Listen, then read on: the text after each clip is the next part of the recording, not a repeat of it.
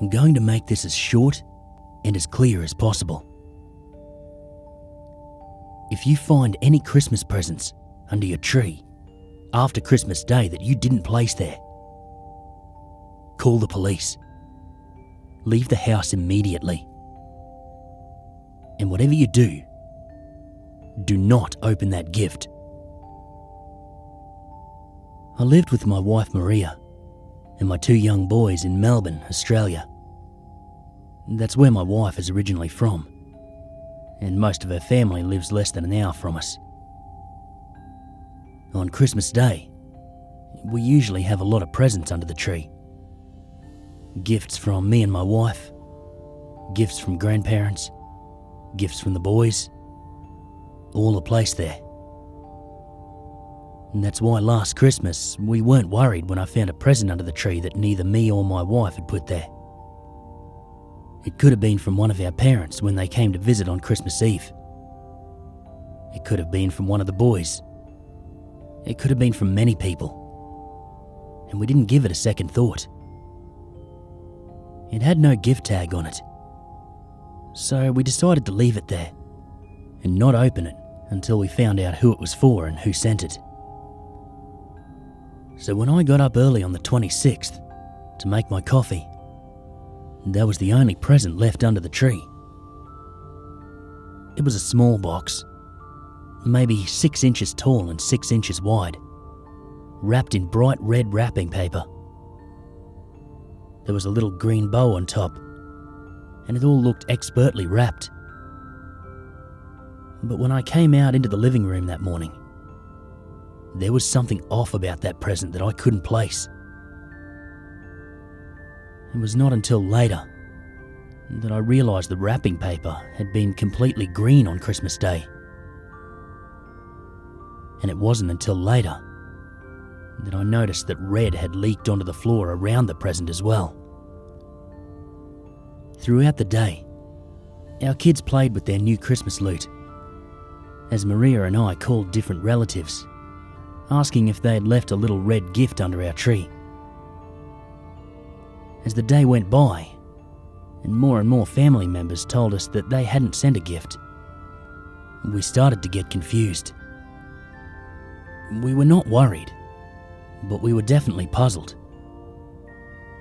There had been no signs of a break-in or forced entry, but the gift had to have come from somewhere. Mary and I spent the entire day trying to figure it out.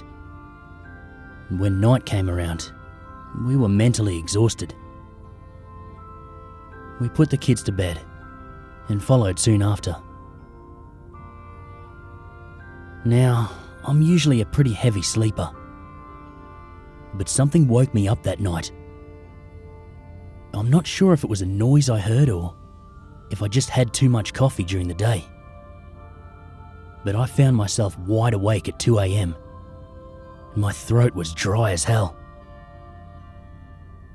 I finally slid out from under the covers and slipped into my slippers, careful not to wake Maria sleeping next to me. I walked out of our bedroom to the kitchen, almost slipping on some spilled water on the floor. Muttering a curse, I turned on the kitchen light and poured myself a glass of water from the fridge. I stood there in silence for a few minutes, drinking my water as I leaned against the kitchen counter. My mind was occupied with travel plans. We were going to Japan for New Year's. And when I finished the water, I put my glass in the sink and turned around to turn off the light. By chance, I happened to glance over to the hallway that connected to the living room. And that's when I froze. From where I stood, I could see right to our Christmas tree, and I saw that the mysterious present had been opened. And what I had almost slipped on, what I had first thought was spilled water, was revealed to be a trail of bright red blood, leading from the open present towards the bedrooms. My body was frozen in shock for a few minutes, but I quickly snapped out of it. I grabbed the biggest kitchen knife we had, and I crept over to the hallway, careful not to make a sound.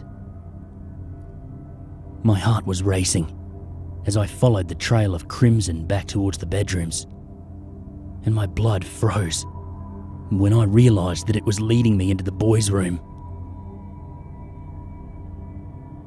I stood outside the bedroom doorway for a moment, trying to build up my courage for whatever waited for me in the darkness. Then I sprang into action, running into the room and switching on the lights in one quick movement. I had tried to prepare myself, but what I saw made the knife slip out of my hand and my jaw drop in horror. My boys had twin beds, one on either side of the room. Mika, the oldest, was on the left side, and Jamie, who was a year younger, was on the right. I saw Mika first, sleeping soundly and wrapped in his sheets. But when I turned to Jamie, I almost threw up. His sheets had been thrown off the bed, and he was sprawled out across his mattress in an unnaturally rigid pose. His limbs were bent back in ways that no bones should be able to move, and his unseeing eyes were open and stared up at the ceiling. Blood covered his pillow, his mattress, everything. Attached to his neck was the most hideous thing I'd ever seen. It was like a cross between a leech and a slug, and was easily almost 2 feet long and almost a fourth of that in width. The thing was latched to his neck. It was smooth and slimy and dark green, almost the exact same colour of a Christmas pine. But as I stared at it for a moment, I realised it wasn't attached to his neck. It was in his neck. The creature had torn open Jamie's throat and burrowed its head into the exposed wound. As I stared in horror, I saw the thing pulse and writhe as it fed off my dead son's blood, and God knows what else. For a cursed minute, I couldn't move. I couldn't even look away. I stared on in frozen horror before I finally tore myself away and stumbled back into the hallway. I knew Jamie was dead without having to check, and I knew that I had to call the police. But I think I was going into shock, because all I could think of in the moment was to stagger into the living room to inspect the present. It was then that I saw that the box was logged through with blood, and the top of the box had been ripped off by the creature that was held inside.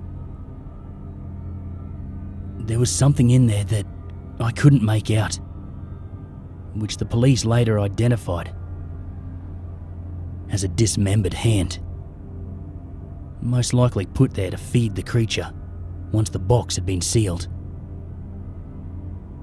Yet when I bent down to inspect the box, I saw a small scrap of white paper that was perfectly unstained by the blood.